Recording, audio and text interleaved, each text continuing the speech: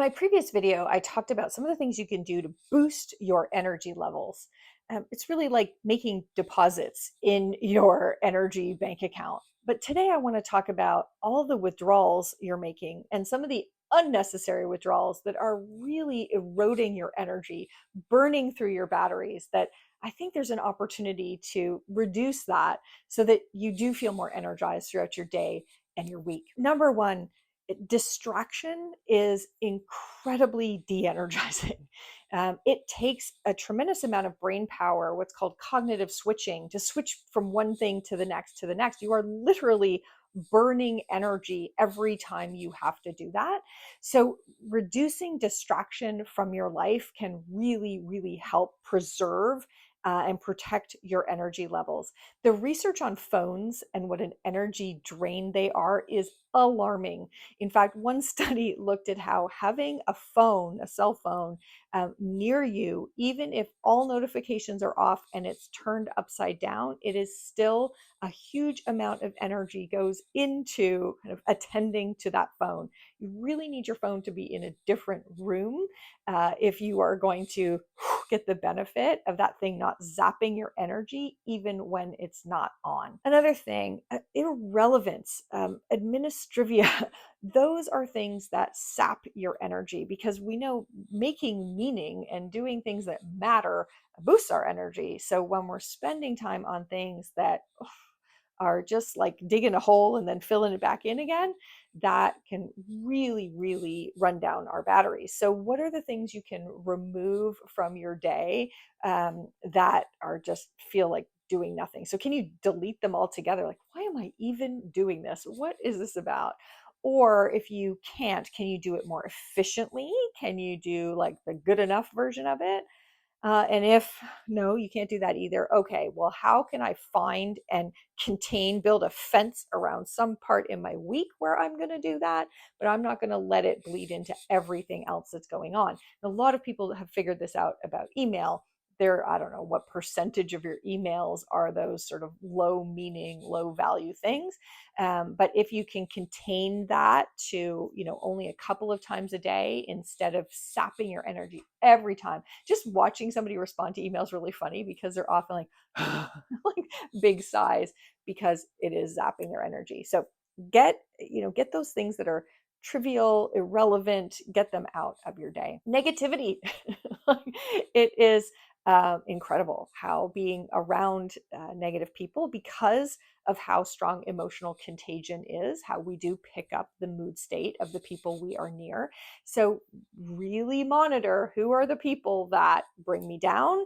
And again, if you can avoid them altogether, this is a person who I thought was a friend, but I don't need in my life anymore.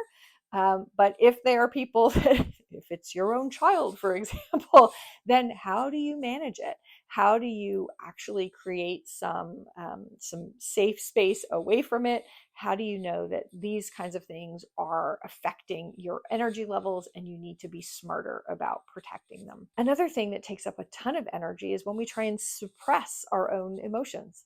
So, suppressing emotions takes a tremendous amount of energy, burns us out. Pretending things aren't true. My friend Michael Bungay Stanier always asks that question. He's like, what are you pretending isn't true? Because that pretending takes a tremendous amount of energy. So instead of that, all right, how do I work through this? How do I pay attention to this emotion? How do I figure out what it's telling me? How do I do something to make it better? Because you are burning through charge every time that you try and kind of keep that tucked away somewhere. Another one, and this is a smaller one, maybe easier, is clutter. So we know that clutter creates a drain on our energy. So physically in your environment, it may be that if you're feeling low energy or you want to maintain your energy, take the time to declutter. We don't even know that clutter is having that effect on our brains, but it absolutely is. So, find at least a safe space. There may be other places, other places in your house, other places at the office that you haven't got to where you need them. But, if I can turn this way at my desk and the clutter is behind me and I can just have a space here where everything is really sterile and clean, that can really help us to protect our energy. Another thing is that we, we think about or expect of ourselves that we should have this amazing energy from like 8:30 in the morning to 5:30 at night. Like, whew, I should be able to kind of go to work and just be a, no, we have ultradian cycles, and so not the sort of big cycles in our lives, but we have kind of 90-minute to 2-hour cycles, and understanding that we're going to honor those and we're going to take a break, and not try and push through the natural little ebbs and flows in our day, can really be helpful when you're trying to be highly productive, at hour 2.5 or 3. Oh boy, you are now having to use really, really expensive. It's like if you've ever been in a boat, when you start a boat and it's not planing in the water yet, it's just pushing water. You're burning a ton of gas. When you can finally get on top of the water, then okay, it's better. Well, that's what you're doing when you're trying to work, past that kind of 2-hour mark. You're pushing water, and it burns a ton of energy to do that.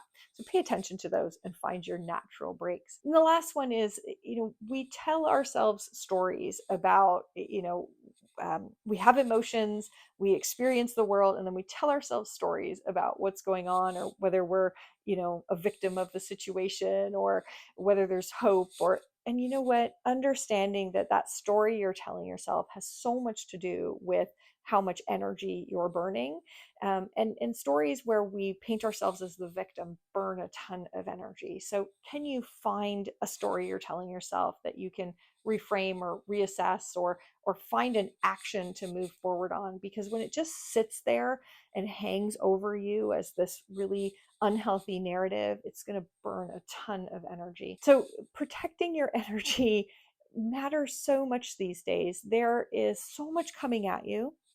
Finding the opportunity to, put deposits in your resilience bank account with good sleep and play and all the other things that we know contribute to energy, it's hard. And so all the more important that you be really aware of the things that are sapping your energy, and you cut them out as much as possible. Where you can't cut them out, you put nice ring fence boundaries around them. And you're just much more deliberate about how you choose to spend your energy. But many of the ways that we deplete our energy are things that we control, that clutter, that distraction. So you find ways to make sure that you're not draining your batteries any faster than is absolutely necessary.